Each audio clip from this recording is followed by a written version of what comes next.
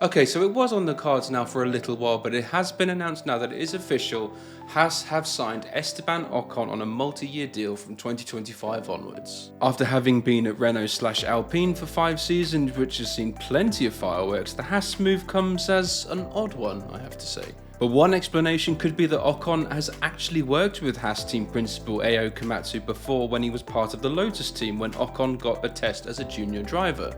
Now, Ocon's new contract with Haas is stated as a multi-year one, but from what we've seen in Formula 1 recently, I'd imagine this translates to a 2-year contract which is full of all kind of exit clauses.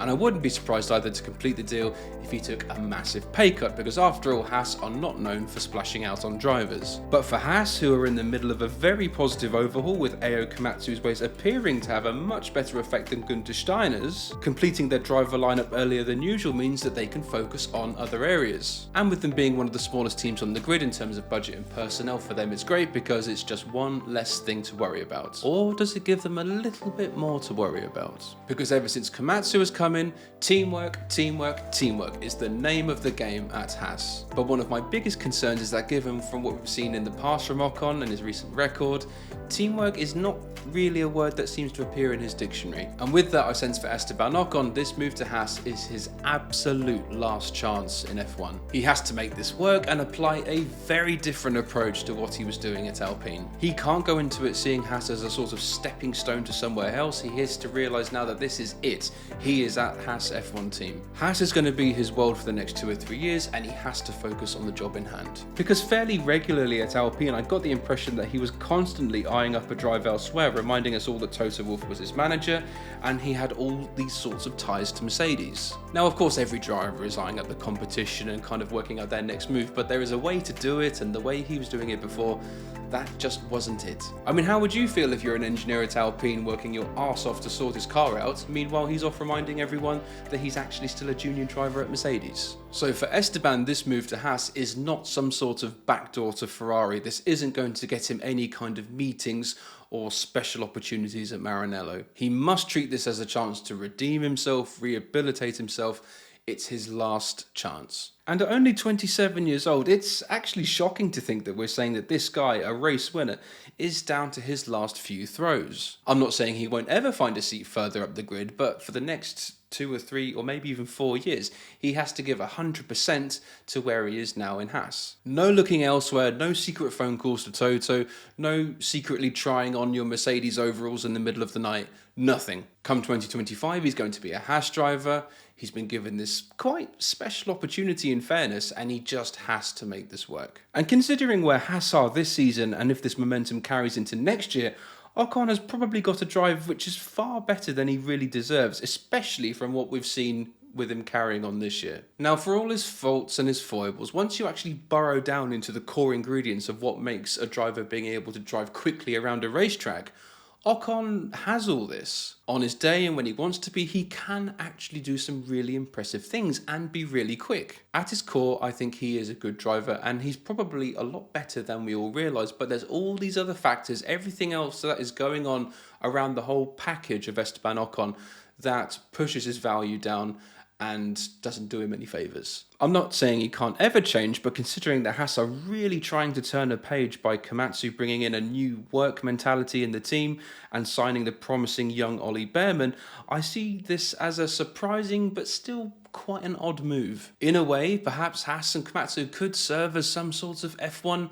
rehab clinic for Ocon and help him get rid of this baggage and these negative habits that he keeps carrying around with him. Perhaps by leaving the Alpine and Renault thing behind him, and even the pressure of who can be the best French driver thing, Ocon could surprise at Haas, but he would have to seriously change his ways first. Perhaps the age difference between himself and his future teammate Behrman could create a better dynamic than what we've seen with Pierre Gasly. Although he does have this history with Gasly that was kind of getting in the way of things, but hopefully now he can work with Gasly and create a much more constructive environment. But for this constructive environment to take place, there has to be total cooperation between both drivers, with Haas's place in the Constructors' Championship, as this is the total priority for the team, And this is where the drivers can really make a difference. And Alpine right now are in a similar position, but this case of continuous one-upmanship between Ocon and Gasly really have damaged the team, not just this season, but also last one as well. And this rivalry also leads to things like splitting the garage, and Haas really cannot afford to let this happen. So Haas really have to be quite tactical here, because they have to draw on the knowledge and experience of Ocon.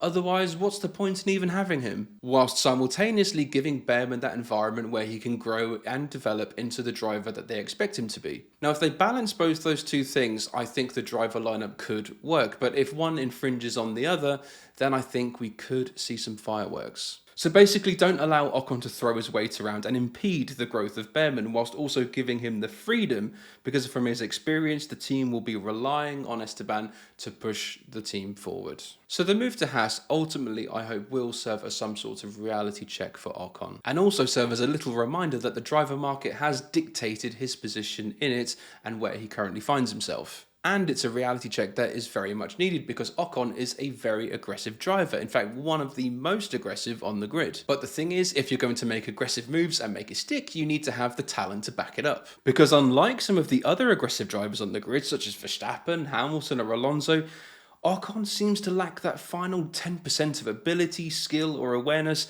to complete that move. Now, he goes into overtakes with the same level of intent and aggression as those other drivers, but because he's pushing well above his comfort zone, he just finds himself in these incidents. And throw in a bit of insecurity about his position with the team, and you'll find that those incidents are quite often with his teammates. So I hope that Komatsu and the rest of the team at Haas can help kind of guide him out of these sorts of things, because it is a recurring theme now, and his new team at Haas cannot afford these sorts of things later down the line. Because if there is one major thing that has held Ocon back in the past, it has been his attitude, his sort of self-grandeur that he has about himself. And this also doesn't align with the public's perception of him. It just pushes people away, and whilst Ocon, I appreciate, has his core fan base, his overall image, the Ocon brand, is not really a popular one in the F1 community. So like I said earlier, if he approaches this correctly and with the right frame of mind, Haas could really serve as a sort of rehab for Ocon, where he can learn some lessons, deconstruct himself to his very foundations,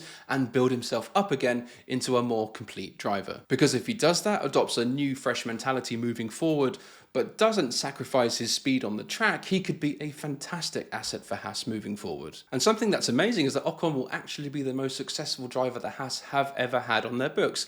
Perhaps not the best, but on paper, the most successful. They've never had a race winner before, and having Ocon complete the driver lineup alongside Ollie Behrman, this will serve as a serious breath of fresh air for the team. Because let's face it, for most of its time in F1, Haas has been a stale, unimpressive and laughable operation which was going nowhere pretty fast. Now, of course, Ocon's win had a lot of help from Fernando Alonso, but a win is a win, and that experience and mentality can trickle down in a team like Haas, and that is something that can seriously help them get to the next level. Because from the start of the season up to where we find Haas now, they have clawed their way up with Hülkenberg and Magnussen through solid teamwork. Now, I really can't emphasize enough how much Ocon's move from Alpine to Haas has to be a total fresh start, and a clean cut from his previous ways and approach at Team Enstone. As long as Ocon keeps things clean between himself and Behrman, has the word teamwork stamped on his forehead and on the inside of his visor, then I think he can do some really good things at Haas. But between you and me, to be absolutely honest, at least this means he isn't going to Williams. So enough of me. What do you guys think? Do you agree with the move to Haas?